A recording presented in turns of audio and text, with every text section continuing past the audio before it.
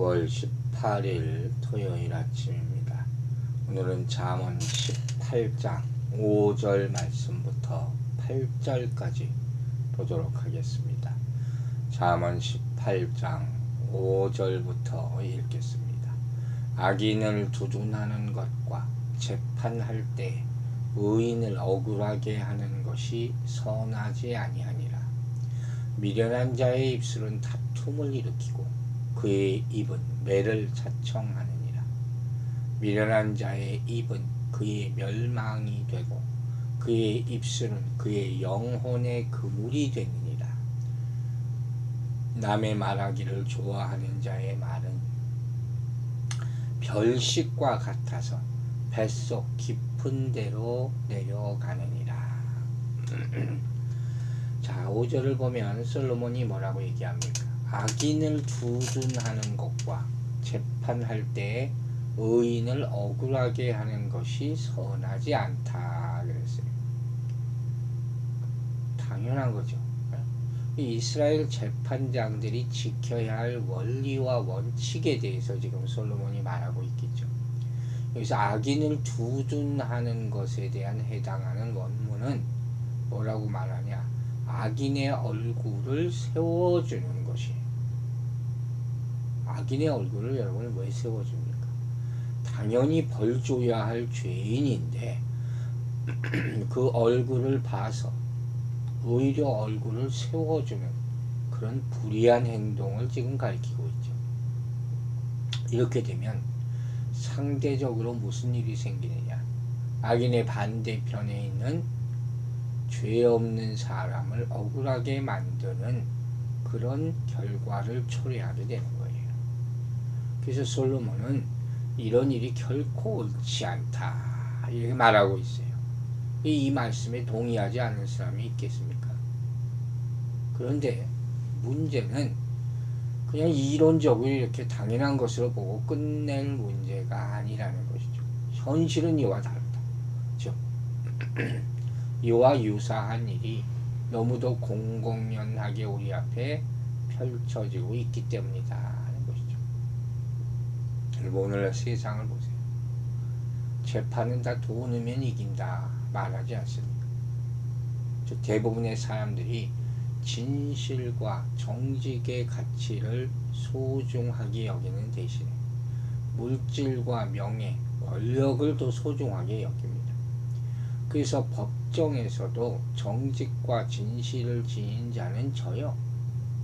거짓되고 악해도 돈이 많고 권력이 있는 사람들이 승소하는 재판에 이기는 그런 일들이 너무 많이 일어나고 있다는 거예요. 이런 일은 도덕적 가치 판단의 문제에만 국한된 게 아니에요. 이건 뭐냐?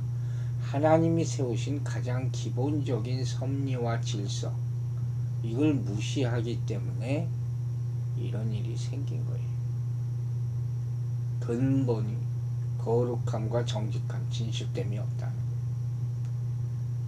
그 대표적인 예가 바로 요새 벌써 오래됐죠. 성전환하는 거예요. 동성연애 합법화하는 것이죠. 우리가 많이 얘기하지 않았습니까? 한 사람이 남자로 혹은 여자로 성이 결정되어서 나오는 것은 하나님이 정하신 바입니다.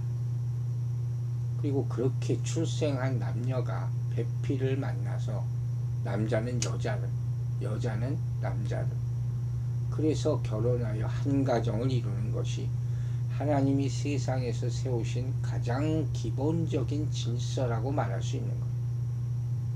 그런데 사람들은 이를 영리로 바꿨다 이렇게 로마서에서 말합니다. 남자가 여자 되기를 시도하고 여자가 남자 되기를 원하고 그래서 남자가 남자로 또 여자가 여자로 부끄러운 일을 자행하게 되는 것이죠. 동성끼리 성관계를 맺는 것. 결국 그들끼리 가정을 이룬다. 이런 일이 어떻게 당연시되고 말았어. 법적으로도 합법화되고 이 모든 일이 뭡니까? 창조주 하나님에 대한 도전이에요. 하나님은 안중에도 없는 거예요. 이게 어지러워진 근본 이유라는 거예요. 이렇게 오늘날 우리는 어그러진 세상에 살고 있다는 걸 알아야 돼요. 진리를 지키는 것보다 거짓을 말해서 더 이익을 취할 수 있다면 당연히 그쪽으로 가는 세상. 돈과 권력의 힘이 정직과 진실의 힘보다 강하다고 믿는 사람들이 가득한 세상에서 살고 있다. 이게 결코 선하지 않다. 안타까운 것은 교회에서도 이런 얘기하면 고리타분 얘기한다. 고리타분한 얘기한다. 재미없는 얘기. 당연한 얘기한다. 그렇게 살지도 않으면서. 그 교회 왜 나옵니까? 교회에서 들어야 될 얘기가 바로 이런 얘기들입니다. 여러분, 우리 성도들의 사명이 있죠. 이 혼탁하고 그러진 세상 가운데서 불의와 죄악을 정죄하고 죄에 물든 사람들의 심령을 구원으로 인도하는 것임을 한시도 잊지 말아야 할 것입니다. 얼마 전에 더 은퇴하신 목사님 한 분이 우리 교회에 잠깐 들리셨어요. 예배하기 전에, 예배 드리기 전에 잠깐 오셨다 가시면서 기도해 주고 가셨는데 그분이 그러셨어요. 장 목사 힘내라. 어떻게 된 게 이 교회가 정말 정의에서 점점 멀어지고 가고 있는 그런 세상이고 너무 안타깝다. 참 이게 한탄할 일만 되지 않았으면 좋겠습니다. 이제 6절과 7절에서 솔로몬은 미련한 자의 입술에서 나오는 악한 말이 일으키는 결과에 대해서 묘사하고 있어요. 먼저 그것들은 사람들 사이에 다툼을 일으키게 된다 하는 거예요. 마치 꺼지지 않는 불처럼 점점 더 크게 타올라서 사람들 사이를 이간시키고 싸우고 다투게 하고 심지어 상대방을 파멸시키는 결과를 초래하는 것이죠. 그게 바로 악한 말에서 나오는 거예요. 이러한 것에서 확인할 수 있는 것처럼 악인들의 무지한 말, 무책임한 말, 또 악한 말, 이게 너무 쉽게 뱉어진다는 게 그게 문제예요. 이 말들이 사람들 사이에 루머를 만들잖아요. 사단이 배후에 있는 거거든요. 이간하는 거죠. 그래서 서로의 관계에서 회복 불가능의 상태가 만들어지는 것이죠. 마치 불을 지른 사람이 점점 걷잡을 수 없이 커지는 불길을 감당 못하는 것처럼 악한 자들은 자신이 책임지지 못할 말을 내뱉음으로 사랑하고 이해하고 관용하고 서로 돌봐야 할 사람들 사이를 원수지간으로 만들어버립니다. 이게 문제죠. 악인들의 이런 무지한 말, 무책임하고 악한 말은 단지 다른 사람들만을 괴롭게 하는 것으로 끝나지 않는다는데 더 큰 문제가 있어요. 오늘 본문이 뭐라 그럽니까? 결국 자기 자신에게 그 화가 돌아오게 되어 있다. 그죠? 모르죠. 먼저 6절에서 지적하는 것처럼 그것은 그에게 매가 되어 돌아온다. 이 매가 그냥 세상에서 말하는 회초리, 체벌을 위한 막대기 정도의 매가 아니에요. 이 매는 뼈를 깎고 몸을 부수는 결과를 일으키는 그런 형벌을 말하는 거죠. 결국 이러한 악인들의 미련한 말이 7절에서 제시하는 것처럼 그의 멸망이 되고 영혼의 그물이 되고 만다. 즉, 이 무슨 소리냐? 자신의 완전한 파멸과 그 삶의 황폐화 그리고 영원한 심판으로 귀결될 수밖에 없다는 거예요. 마치 사냥꾼이 쳐놓은 그물이나 덫에 걸린 동물이 잔인하게 비명 가운데 죽듯이 악한 말을 끊임없이 내뱉는 자는 아무런 긍휼도 없이 철저한 파멸에 던져주고 말 것이다. 종말이 참 비참하게 되는 것이죠. 여러분, 이처럼 악인이 내뱉는 어리석은 말, 우매한 말, 이런 것들이 초래하는 무시무시한 결과를 보면서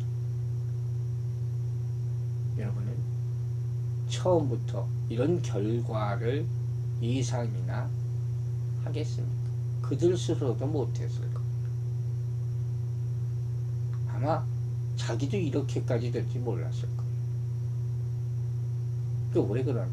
이게 미련한 말이고 어리석은 말이기 때문에 그야말로 생각 없이 되는 대로 내뱉는 말. 참 이게 안타까운 거예요. 이게 바로 말로 저지르는 범죄의 함정이에요. 위험이라는 거예요. 내뱉는 건 너무나 쉽죠. 그러나 그 결과는 상상을 초월하는 거예요.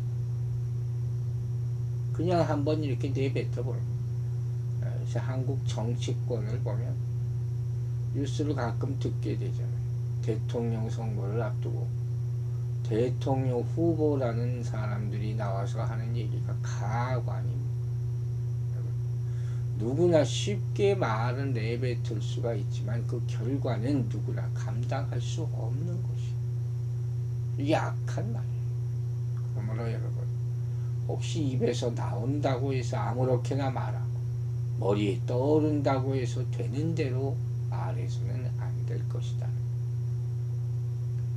말을 내기 전에 그 결과가 얼마나 심각한 것으로 귀결될 수 있는지를 먼저 되새기고 곱씹는 노력이 있어야 하겠습니다. 그리할 때 우리는 참되고 지혜로운 언어의 주인공, 책임 있는 말의 주인공이 될 수 있다는 것입니다. 우리는 쉽게 말하지 말고 어렵게 말해야 돼요.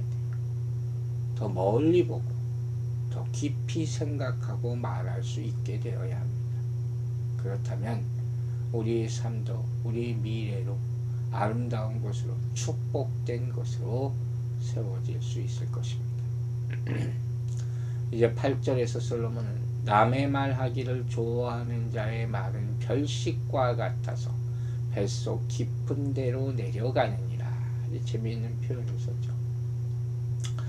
한글 개혁 성경을 보면 남의 말하기를 좋아하는 자 이렇게 표현을 했지만 원문을 보면 이게 중상모략하는 자 한마디로 말해서, 그래서 남의 말하기 좋아하는 자의 말이라는 것은 한마디로 상대를 보지 않는 곳에서 헐뜯는 중상모략을 말하는 거예요.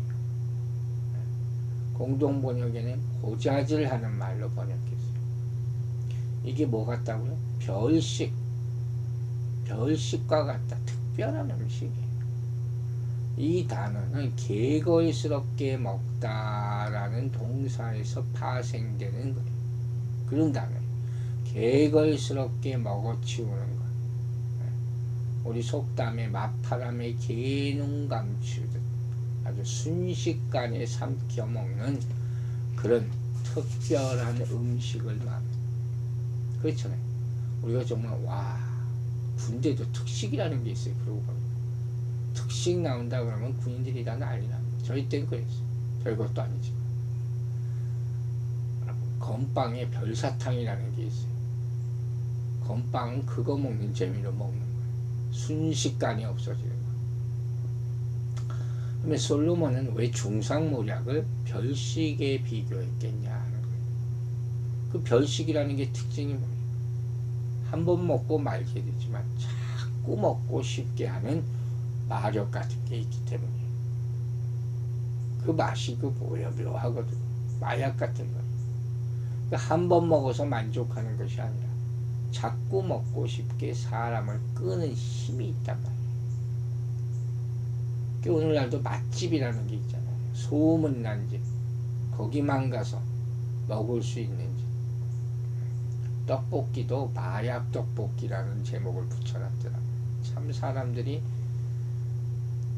나쁜 말을 그런 데 갖다 붙이는 건 아주 타고나요. 참. 또 별식이라는 것은 그래서 특별하게 맛있으니까 순식간에 먹어치운단 말이에요. 그 마찬가지로 이 중상모략을 한번 하면 계속하고 싶어지는 거예요. 이렇게 비유한 거예요. 책임 없이 하는 것이죠. 또 재미로 한번 해봤다는 거. 이 남의 인격을 은근히 낮추는 거. 이거 금해야 돼요. 비밀을 폭로하기를 좋아하는 사람이 있어요. 아주 안 하고. 옛날에 그런 분 있어요. 좀 별로 안 좋은 얘기지만 별명이 나팔수예요. 복음 전하는 나팔수가 아니라 소문 퍼뜨리는 나팔수. 아무리 권면해도 안 들어요. 심지어 뭐라고 하냐면 그런 얘기 안 하고 다니면 무슨 재미로 사니. 참 기가 차서. 저도 두 손 두 발 다 들어요. 아직까지 그러고 살아요. 이러한 말 꼭 타인을 비방하고 정죄하고 그의 약점을 들춰내는 그런 말은 당사자에게 감출 수 없는 아픔과 상처를 주게 마련이에요. 감당하기 어려워지죠. 사실 묵은한 일임에 불구하고 자신은 별식처럼 먹어치운 그것이 타인에게는 씻을 수 없는 수치를 안겨주고 감당할 수 없는 고통을 안겨주고 이거 어떻게 할 거예요? 하나님이 다 모르십니다. 따라서 우리는 성도들이 극도로 경계하고 피해야 될 일이 바로 이런 거예요. 우리 여러분 근본적으로 생각해 봅시다. 우리는 우리의 모든 허물과 약점이 다 가지고 있어요. 이 성도는 뭡니까?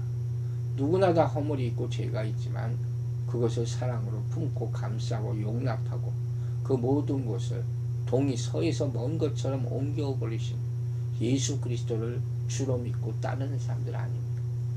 그렇다면 그와 똑같이 하고 살아야죠. 타인의 허물을 우리는 덮을 줄 알아야죠.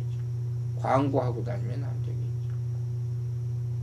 부디 남의 말을 삼가고 하게 돼도 좋은 말, 은혜로운 말, 칭찬하고 격려하는 말, 변호하고 이해하는 말, 이런 말들을 하게 되기를 바랍니다. 기도하겠습니다. 아버지 하나님, 오늘도 말에 대한 그런 잠언을 많이 들었습니다. 정말로 한 주간에 우리가 살면서 함부로 한 말이 있으면 회개하게 하여 주시고, 오늘 배운 것처럼 그걸 별식같이 재미로 여기지 않고 완전히 끊는 역사가 우리의 혀 가운데 일어나도록 도와주시옵소서. 우리는 대놓고는 안 한다고 합니다. 은근히 하는 것에 더 악함이 있음을 깨달아 알게 하여 주시고, 남들을 비난하는 것을 삼가고 교회 안에서는 절대로 이런 일이 없도록 우리 혀를 제어하고 우리 마음을 주님께서 사랑과 은혜로 가득 주시옵소서. 내일도 거룩한 주일을 맞습니다. 참 힘든 세상을 우리가 살고 있는데 주님 만나는 날 정말 위로가 되게 하여 주시고 치유가 일어나게 하여 주시고 우리 교회를 축복하사 이 교회를 통해서 하나님의 영광이 크게 나타나게 도와주시옵소서. 한 주간의 삶을 감사드리며 예수 그리스도의 이름으로 기도했습니다. 아멘.